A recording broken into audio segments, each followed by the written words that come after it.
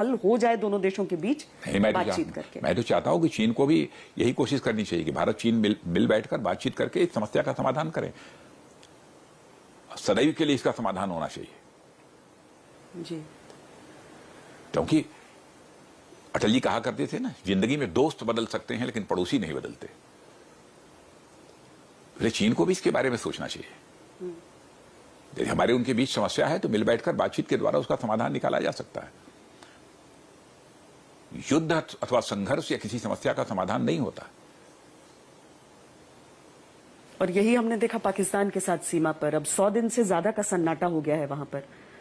बहुत सारे लोगों को ये सवाल था कि क्या, लेकिन एलओसी पर भी आपने देखा होगा कि सीज फायर वायलेशन हाल फिलहाल पिछले 100 दिन से ज्यादा हो गए। हाँ, 100 दिन से ज्यादा हो गए, नहीं हुआ है। अब कोशिश वैसे भारत के बराबर रही है कि हम अपने सारे पड़ोसी देशों के साथ रिश्ते अच्छे बनाकर रखें। जी। आर्म फोर्सेस बहुत बढ़ चढ़कर सामने आए थे जब कोरोना की दूसरी लहर सामने आई। डीआरडीओ के वो अस्पताल जो हफ्ते भर में तैयार हो जा रहे थे हर जगह पर। इस बात पर आपको कितना फख्र होता है एक रक्षा मंत्री के तौर पर कि मेडिकल समुदाय के साथ कंधे से कंधा मिलाया हमारे सैनिकों ने? नहीं, सचमुच मुझे अपने रक्षा मंत्रालय के ऊपर पूरी तरह से फख्र है जी। इसमें कोई दो राय नहीं। कोविड जैसे बड़े चैलेंज को जिस सूझबूझ के साथ निपटने की कोशिश हमारे प्रधानमंत्री ने की है, उसकी जितनी भी सराहना की जाए कम है। एकाएक केसेस जब बढ़ गए थे, अप्रत्याशित स्थिति पैदा हो गई थी, तो कुछ ही दिनों के अंदर उसको नियंत्रित कर लेने का काम जिस तरीके से किया है हमारी सरकार ने, हमारे प्रधानमंत्री ने, वो सराहनीय है। अब आलोचना करने के लिए कोई भी आलोचना कर सकता है। आपको लगता है लोगों के मन में ये संशय बैठा कि मैनेजमेंट में कमी थी केंद्र सरकार द्वारा कोविड की? मैं ऐसा नहीं मानता। न तो सरकार की सूझबूझ में कोई कमी थी, न सरकार की नीयत में कोई खोट था, और न सरकार के प्रयत्न में कोई कमी थी। चुनौती बड़ी थी। आप कोविड टास्क फोर्स का अहम हिस्सा रहे हैं। तीसरी लहर की भी बात की जा रही है। जिस तरह से फौज आगे आकर उसने उसके लिए हमारे सरकार की तैयारी है। तीसरी लहर के लिए तैयारी है। तीसरी लहर आएगी, चौथी लहर आएगी, उसके लिए हम तैयार हैं। क्योंकि बहुत सारे लोग तो ये कह रहे थे कि चुनाव आ रहे हैं 5 राज्यों के, बीजेपी ने जैसे हैंडल किया है उसका गुस्सा पॉपुलेशन के आधार पर भी दुनिया के दूसरे देशों से यदि तुलना करें तो भारत में कैजुअलिटीज जो हुई हैं, मरने वालों की संख्या जो है वो कम है उनके कंपैरिजन में। कोविड मैनेजमेंट में आपको कोई दिक्कत नहीं लगी सरकार के? नहीं, लेकिन हाँ, मैं मानता हूं कि चुनौती थोड़ी बड़ी थी, लेकिन अंततोगत्वा हम लोगों को विजय प्राप्त हुई है।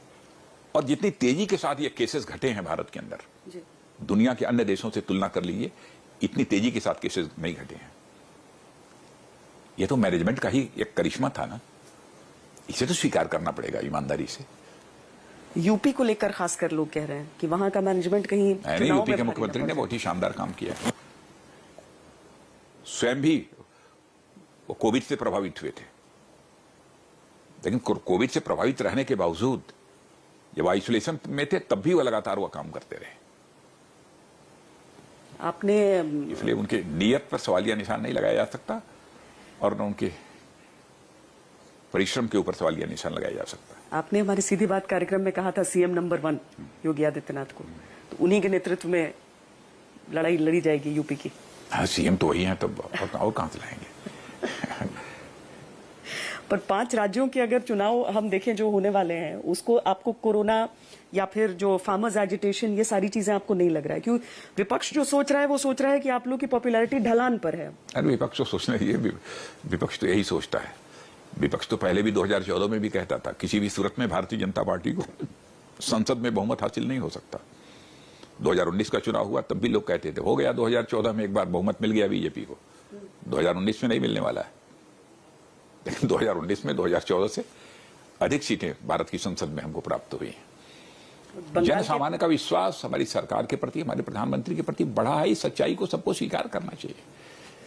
बंगाल के नतीजों ने बल दे दिया ना उनके इस विश्वास को। भाई बंगाल का नतीजा जी, उनके विश्वास को कैसे बल दे दिया? जहां हमारे केवल 3 विधायक थे बंगाल की विधानसभा में, आज बढ़कर 77 हो गए। ये कोई हमारी छोटी उपलब्धि नहीं है। राजनाथ जी 7 साल पूरे हो गए हैं सर। और यह बात सच है कि कोई भी राजनीतिक पार्टी होती है, चुनाव यदि लड़ती है, लक्ष्य यही होता है कि हम बहुमत हासिल करें। लक्ष्य होता है उसका, इसमें कहीं दो राय नहीं। लेकिन यह भी तो देखिए 3 सीटें हमारी बंगाल की विधानसभा में थी, और ऑर्गेनाइजेशन का भी कोई, हमारा जो इंफ्रास्ट्रक्चर था कोई बहुत ऐसा नहीं था जैसा कि सामान्यतः अन्य राज्यों में हम लोगों ने बना रखा है। फिर भी 77 सीटों पर विजय प्राप्त करना यह कोई छोटी बात नहीं है। हम तो बंगाल की जनता के प्रति सचमुच आभार व्यक्त करना चाहते हैं, हम उनका अभिनंदन करते हैं। 7 साल पूरे हो गए हैं मोदी सरकार को। पिछले 2 साल बड़े ही कठिन रहे हैं। सीए के खिलाफ जो धरना प्रदर्शन हुआ, उसके बाद कोविड का पूरा ये दौर, किसानों का आंदोलन हो गया, कोविड का दूसरा दौर आ गया, तो मतलब जो एक पीक की तरफ आप लोग चल रहे थे, लग रहा है कि सबसे मुश्किल दौर से सरकार इस समय गुजर रही है। देखिए, किसी भी सरकार के कार्यकाल में कुछ दौर ऐसे आते हैं कि कंपैरेटिवली कुछ कठिन होते हैं, मुश्किल के दौर होते हैं। लेकिन इस बात से ही ये परीक्षा होती है कि इस मुश्किल दौर को किस तरीके से वो सरकार हैंडल करती है। लेकिन मैं कह सकता हूं कि इस मुश्किल दौर को भी सरकार ने जिस तरीके से हैंडल किया है, उसकी प्रशंसा की जानी चाहिए। मैं राजनीति से अलग हटकर एक बार फिर सेना की ओर बढ़ना चाहूंगी। ऑर्डिनेंस फैक्ट्री के जो पूरा मामला है और जो इश्यूज उठ रहे हैं, उस पर क्या कहेंगे? देखिए, सब जो भी फैसला किया है हम लोगों ने देश की सुरक्षा को ध्यान में रखकर किया है। भारत को रक्षा मामलों में भी पूरी तरह से आत्मनिर्भर बनाने की दृष्टि से यह सब सारे हम प्रयास किए हैं। हमारी सरकार की सोच पूरी तरह से साफ है कि वेपन्स के मामले में, एमिनेशंस के मामले में हम कब तक दुनिया से इंपोर्ट करते रहेंगे। अब हम लोगों ने फैसला किया है कि इंपोर्ट का सिलसिला धीरे धीरे समाप्त होना चाहिए, और भारत अब एक केवल इंपोर्टर कंट्री ही नहीं है, यानी आयात करने वाला ही देश नहीं, बल्कि एक निर्यात करने वाला, यानी दुनिया के दूसरे देशों को भी हम अपने यहां बनाकर आर्म्स, एम्यूनिशंस, वेपन्स, व्हीकल्स, ये सब हम एक्सपोर्ट कर सकते हैं। तो प्रधानमंत्री का आह्वान क्या है कि भारत को हमको आत्मनिर्भर बनाना है, तो भारत आत्मनिर्भर बनने की ओर तेजी के साथ आगे बढ़ रहा है, और उसी क्रम में यह भी फैसला किया है। हाँ, लेकिन इतना मैं बताना चाहता हूं कि जहां तक हमारे ऑर्डिनेंस फैक्ट्री बोर्ड के हमारे जो काम करने वाले लोग हैं, जो कर्मचारी हैं, मैं समझता हूं कि उनकी सेवाओं पर किसी भी सूरत में आंच नहीं आने पाएगी। जो भी सेवा की उनकी शर्तें हैं, उस पर आंच नहीं आने पाएगी, क्योंकि कैबिनेट नोट में ही इस बात की मुकम्मल चर्चा कर दी गई है। कैबिनेट ने अप्रूव किया है कि उनकी सर्विस कंडीशंस को प्रभावित नहीं होने देंगे। और उससे परे स्वदेशीकरण से मॉडर्नाइजेशन पर तो कोई असर नहीं हो रहा है। लोग सोचते हैं कि कहीं ऐसा तो नहीं कि राफेल इतना ले आए, उसके बाद अब बाकी के नहीं आने वाले हों। स्वदेशीकरण और आधुनिकीकरण सब साथ चलेगा। इंडिजिनाइजेशन और मॉडर्नाइजेशन जी, ये दोनों हमारे यहां साथ चल रहा है,